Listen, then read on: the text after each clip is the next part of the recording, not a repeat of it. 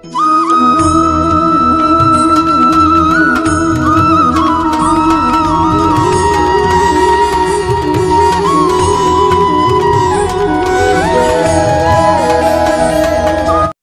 बंधु जानिबा आज विवाह राजजोटक मेलक समीक्षा विषयवस्तु उपरे जहाँकि मिथुन राशि पुओ पाए केउं राशिर कन्या को विवाह कले दाम्पत्य जीवन सरस सुंदर हेबा सहित वैवाहिक जीवन शांतिपूर्ण भाव अतिवाहित होता है।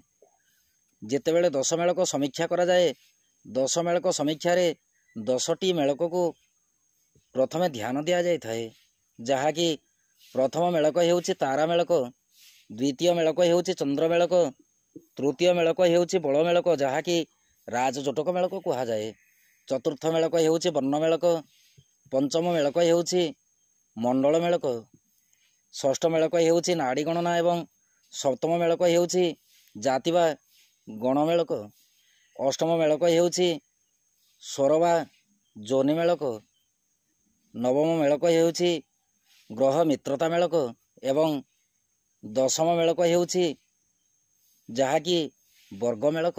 दर्शक बंधु जदि उभय बरकन्यांकर दश मेलक समीक्षा रे राजजोटक मेलकटी अत्यंत शुभप्रद होता है ताहेले वैवाहिक जीवन सुखद होता है। मिथुन राशि पुओ पाई जदि मिथुन राशि कन्या को विवाह करा जाए दाम्पत्य जीवन सरस सुंदर हेबा सहित वैवाहिक जीवनटी अत्यंत सुखद होता है। जदि मिथुन राशि पुओ पाई कर्कट राशि झील को विवाह करा जाए ताहेले दी द्वादश मेलक होता है। दर्शक बंधु एठारे मिथुन राशि पुओ सहित कर्कट राशि झील दी द्वादश मेलक हेतु विशेष शुभदायक नुहे। मिथुन राशि पुओ सहित जदि सिंह राशि झील को विवाह करा जाए ताहेले मेलक तृतीय एकादश राजजोटक आसी थाए जहाँकि अत्यंत सुखदायक मेलक। धन जन गोपलक्ष्मी परिपूर्ण हेबा सहित दाम्पत्य जीवन सरस सुंदर होता है। मिथुन राशि पुओ पाई जदि कन्या राशि झील को विवाह करा जाए चतुर्थ दशम राजजोटक होता है। चतुर्थ दशम राजजोटक मध्य लक्ष्मी प्रदायक राजजोटक। मिथुन राशि पुओ सहित जदि तुला राशि झील को विवाह करा जाए ताहेले मित्र नवम पंचम मेलक होता है। यही मित्र नवम पंचम मेलकटी अत्यंत सुखद होता है।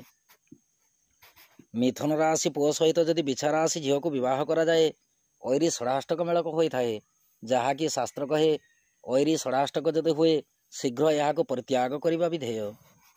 मिथुन राशि पुओ सहित जदि धनुराशि झील को विवाह करा जाए विषम सप्तम मेलक होता है।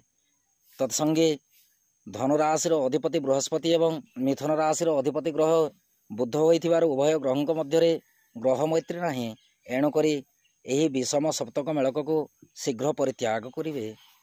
मिथुन राशि पुओ सहित जदि मकर राशि झील को विवाह करा जाए ताहेले मित्र षडाष्टक मेलक होता है। दाम्पत्य जीवन माधुर्यपूर्ण रही है। मिथुन राशि पुओ सहित जदि कुंभ राशि झील को विवाह करा जाए ताहेले मेलक नवम पंचम मेलक होता है। दर्शक बंधु एठारे मध्य मित्र नवम पंचम मेलक हेतु विवाह जीवनटी शांतिपूर्ण होता है। जदि मिथुन राशि पुओ सहित मीन राशि झील को विवाह करा जाए चतुर्थ दशम मेलक होता है किंतु ग्रह मैत्री नथिबारु एठारे मध्य अल्प परिमाण रे दाम्पत्य जीवन में अशांति आसी थाए किंतु ज्योतिष शास्त्र रीतिनीति एवं ऋषि महर्षि मानकर मत अनुसार चतुर्थ दशम राजजोटक सुखद राजजोटक। से प्रकार मिथुन राशि पुओ पाई जदि मेष राशि कन्या को विवाह करा जाए तृतीय एकादश राजजोटक होता है। यही राजजोटकटी सुखद राजजोटक। मिथुन राशि पुओ सहित जदि वृष राशि कन्या को विवाह करा जाए एठारे दी द्वादश मेलक आसे जहाँकि मित्र दी द्वादश मेलक। मिथुन राशि पुओ सहित वृष राशि कन्या को विवाह कले विवाह जीवन अत्यंत सुखमय होता है। दर्शक बंधु दश मेलक समीक्षा रे अत्यंत शुभदायक मेलक हेउछि सर्वप्रथम मेलक तृतीय एकादश राजजोटक, द्वितीय राजजोटक हेउछि चतुर्थ दशम राजजोटक, तृतीय राजजोटक हेउछि सम सप्तक राजजोटक, चतुर्थ राजजोटक मित्र षडाष्टक राजजोटक। मित्र षडाष्टक बोलते बर राशि ठारू कन्या राशि को जदि 6 होता है एवं कन्या राशि ठारू बर राशि को 8 होता है एपरी स्थले जदि ग्रह मैत्री रही है यही षडाष्टक दोषटी धर्तव्य नुहे ଏଣୁକରି ମିତ୍ର ଷଡ଼ାଷ୍ଟକରେ ବିବାହ କରିବା ଅତ୍ୟନ୍ତ ସୁଖଦ ହୋଇଥାଏ। ପଞ୍ଚମ ମେଳକ ହେଉଛି ନବମ ପଞ୍ଚମ ମେଳକ, ଯାହାକି ମିତ୍ର ନବମ ପଞ୍ଚମ ମେଳକ। ଯଦି ଦଶ ମେଳକ ସମୀକ୍ଷାରେ ମିତ୍ର ନବମ ପଞ୍ଚମ ମେଳକ ହୋଇଥାଏ, ଏହି ମେଳକକୁ ମଧ୍ୟ ଋଷି ମହର୍ଷିମାନଙ୍କର ମତ ଅନୁସାରେ ଶୁଭଦାୟକ ବୋଲିକି କୁହାଯାଏ। ଷଷ୍ଠ ମେଳକ ହେଉଛି ମିତ୍ର ଦ୍ୱିଦ୍ୱାଦଶ ମେଳକ। ଯଦି ଦଶ ମେଳକ ସମୀକ୍ଷାରେ ମିତ୍ର ଦ୍ୱିଦ୍ୱାଦଶ ମେଳକ ଥାଏ, ବର ରାଶିଠାରୁ କନ୍ୟା ରାଶିକୁ ଯଦି ଦ୍ୱାଦଶ ହୁଏ ଏବଂ କନ୍ୟା ରାଶିଠାରୁ ବର ରାଶିକୁ ଯଦି ଦ୍ୱାଦଶ ହୁଏ, ତାହେଲେ ବି ମଧ୍ୟ ଏଠାରେ ମିତ୍ର ଦ୍ୱିଦ୍ୱାଦଶ ହୋଇଗଲେ ବିବାହ କାର୍ଯ୍ୟଟି ଶାନ୍ତିପୂର୍ଣ୍ଣ ଭାବେ ସମାପନ ହୋଇଥାଏ। ଅଶୁଭ ରାଜଯୋଟକ, ଯାହା ସର୍ବପ୍ରଥମ ଅଶୁଭ ରାଜଯୋଟକ ହେଉଛି ବିଷମ ସପ୍ତକ ରାଜଯୋଟକ। ଦ୍ୱିତୀୟ ରାଜଯୋଟକ, ଯାହାକି ଅଶୁଭ ରାଜଯୋଟକ ହେଉଛି ଅରି ଷଡ଼ାଷ୍ଟକ ମେଳକ। ଯଦି ଦଶ ମେଳକ ସମୀକ୍ଷାରେ ଅରି ଷଡ଼ାଷ୍ଟକ ଥାଏ, ଶୀଘ୍ର ଏହାକୁ ପରିତ୍ୟାଗ କରିବା ନିତାନ୍ତ ଆବଶ୍ୟକ। ତୃତୀୟ ଅଶୁଭ ମେଳକ ହେଉଛି ଅରି ନବମ ପଞ୍ଚମ ମେଳକ। ଅରି ନବମ ପଞ୍ଚମ ମେଳକ ଯଦି ଥାଏ, ହେଲେ ବି ମଧ୍ୟ ବିବାହ କେବେ ସୁଖପୂର୍ଣ୍ଣ ହୋଇନଥାଏ। ଚତୁର୍ଥ ଅଶୁଭ ମେଳକ ହେଉଛି ଅରି ଦ୍ୱିଦଶ ମେଳକ।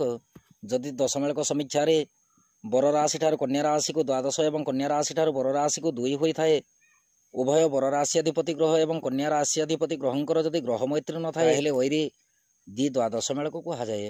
ଏହି ସମସ୍ତ ମେଳକକୁ ଧ୍ୟାନ ଦେଇକି ଯେତେବେଳେ ଦଶ ମେଳକ ସମୀକ୍ଷା କରାଯାଏ, ସର୍ବପ୍ରଥମ ମେଳକ ହେଉଛି ରାଜଯୋଟକ ମେଳକ। ଏଣୁକରି ରାଜଯୋଟକ ମେଳକକୁ ଋଷି ମହର୍ଷିମାନେ ମଧ୍ୟ ପ୍ରଶଂସା କରିଛନ୍ତି, ଯାହାକି ଜ୍ୟୋତିଷ ଶାସ୍ତ୍ରରେ ଲିଖିତ ଅଛି। ନ ରାଜଯୋଗେ ଗ୍ରହବୈରୀ ତାଚ ନ ତାର ଶୁଦ୍ଧି ନ ଗଣନ୍ତ୍ର ସ୍ୟାତ୍ ନ ନାଡ଼ି ବର୍ଣ୍ଣମ୍ ନ ଚ ବର୍ଣ୍ଣମ୍ ଶୁଦ୍ଧି ଗର୍ଗାଦୟସ୍ତୁ ମୁନୟୋର ବଦନ୍ତି। ଏହି ନ୍ୟାୟରେ ରାଜଯୋଟକ ମେଳକ ହେଉଛି ଅତ୍ୟନ୍ତ ସୁଖଦାୟକ ମେଳକ। ଦର୍ଶକ ବନ୍ଧୁ, ସର୍ବପ୍ରଥମେ ରାଜଯୋଟକ ମେଳକକୁ ଧ୍ୟାନ ଦେଇକି ଦଶ ମେଳକ ସମୀକ୍ଷା କରିବା ମୋ ମତରେ ଆବଶ୍ୟକ ଅଟେ।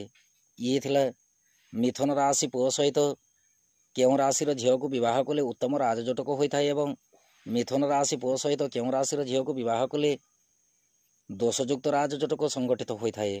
ଉକ୍ତ ବିଷୟବସ୍ତୁ ନେଇକି ସଂକ୍ଷିପ୍ତ ଆଲୋଚନା। ଏବେ ଅନୁମତି ଦିଅନ୍ତୁ। ନବମା ଭଗବତୀ ଶରଣ।